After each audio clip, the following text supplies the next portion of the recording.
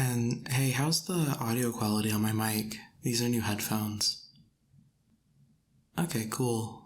Let me know if it starts picking up too much background noise or something. I can switch to push to talk. I wish I could be there with you right now. I'd bake you double chocolate brownies and bring you a heating pad, massage your back, maybe fight your uterus for you. Yeah, my go-to heating pad is rice sock. It's a lonely sock, that I lost the pair to, and I filled it with rice. Basmati, I think. The variety doesn't really matter. I put some lavender in there too, for the scent, so it's like soothing when I'm feeling bad. And then I just microwave it to heat it up. Honestly, I'm kind of scared of electric heating pads. I'm sure they're nice, but I'm just paranoid about electrical fire safety, so I stick with my rice sock. On a scale of 1 to 10, how bad is the pain right now? Oh no, I'm so sorry. When was the last time you took pain meds?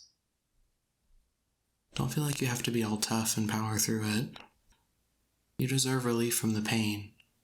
Enjoy the benefits of modern medicine. Yeah, and before we had modern medicine, people weren't having periods nearly this often. They were too malnourished or physically overworked or pregnant all the time or whatever, so it wasn't as much of a problem for them back then. They did have silphium for a while though, so I'm sure that was nice. The ancient herbal birth control that's possibly the reason why the iconic heart shape isn't like an anatomical heart. It looks like the seeds or maybe the fruit, it's unclear, of silphium.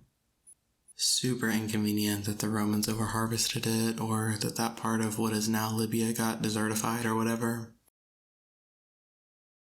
Yeah, bleeding and cramps and nausea and a headache is way too much. Someone should tell the human body to pick a struggle. I didn't even know that estrogen-based birth control can make migraines worse until I switched doctors. I guess that's why the pharmacist always asks you if you have any questions when you pick up meds, but how was I supposed to know that's a side effect? By reading the entire booklet every time I switch birth controls? I've been on 1, 2, 3, 4, 5, 6 different ones? Wait, no, 7. At least 7. The point is, the side effects all suck, and it might be the Roman Empire's fault. Right? It's so annoying. And feminine hygiene should refer to overpriced deodorant or something, not menstrual products. I hate that tampon and pad packaging is all boring and pink and purple and flowery. We should get some variety. I want monster truck pads. Are you really telling me that if you saw monster truck pads in a store, you wouldn't get them? Ooh, or pentagrams, so you can pretend you're summoning a demon or something. Oh, I should write a script for that. Sorry, I'm getting distracted. Oh my god, that's the worst. I hate when the sticky part of the pad sticks to my leg. It's like a wedgie, but even harder to fix when you're walking around in public. Wait, I just remembered all those fabric reusable pads people sell on Etsy. They don't stick to your leg. I bet someone has monster truck ones on there. I have some Star Wars ones, and my favorite pad has skulls on it. Yeah, my go-to combination for a while was a fabric reusable pad and then a vampire shot glass. A menstrual cup.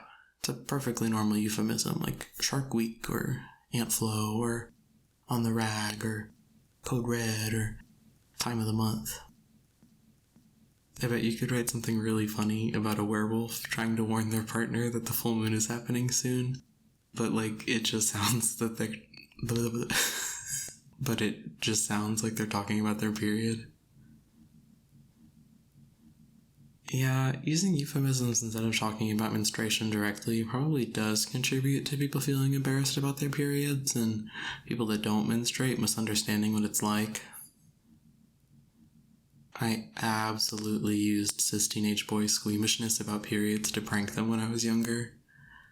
Fun fact, certain brands of tampons can be loaded into and then shot out of Nerf guns. If I remember correctly, light applicatorless tampons work best for that. It can be kind of difficult to find applicatorless tampons where I live, though. I think it has to do with American prudishness. Many of us are taught to avoid, touching or looking at or thinking about our own genitals to the extent that it impacts how we handle our basic bodily functions. And I hate when people use hygiene as an excuse to call things gross. If you're concerned about your hands not being clean enough to put in a tampon, wash your hands before you put it in. I've been washing my hands before using the bathroom, in addition to washing them after, of course, for years. Especially with the pandemic. Oh, don't even get me started on bidets. If you don't have one yet, I highly recommend getting one. Right?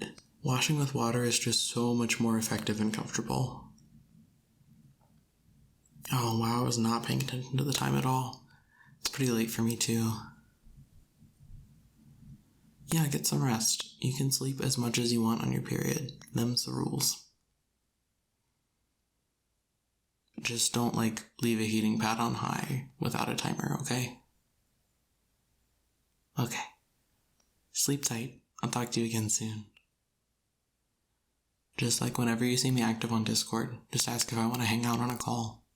I'm way more productive when I have another person there, quote unquote, with me. Yeah. Alright, sweet dreams.